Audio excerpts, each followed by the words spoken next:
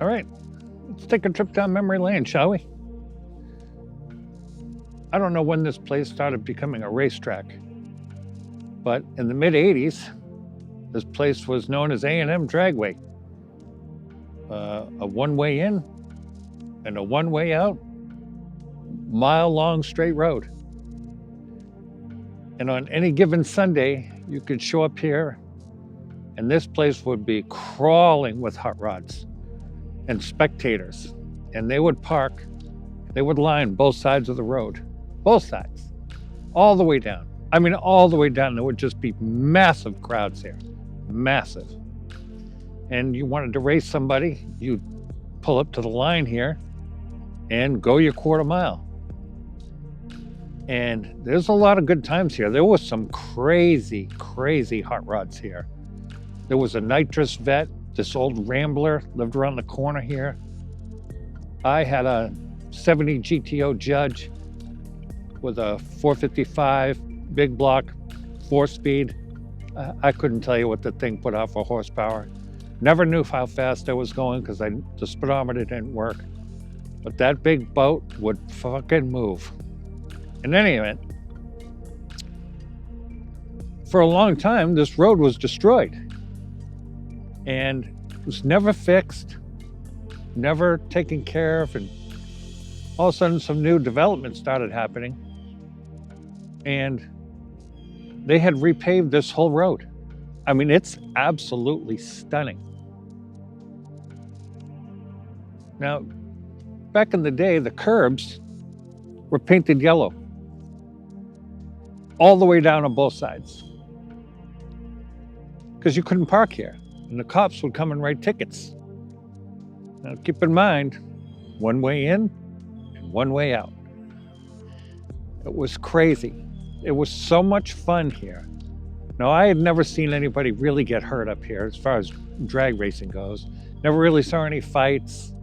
It was just people coming to drag race. And it's not like these idiots today where they would, block off roads or, do these stupid street meets and shut down an intersection. It wasn't like that. We came here. It was, our own little sanctuary, really. Still very illegal.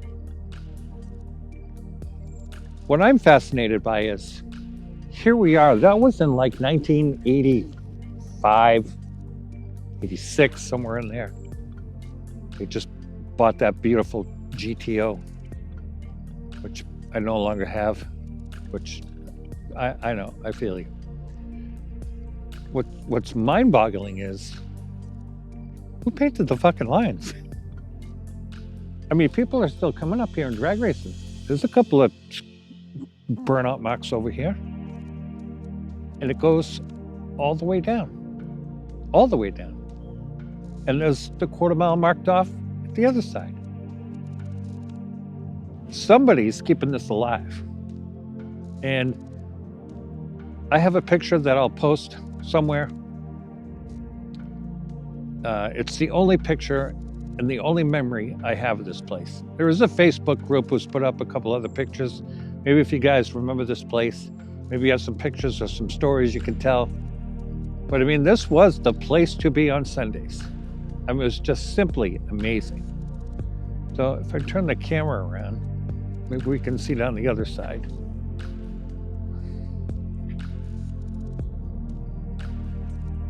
There we go.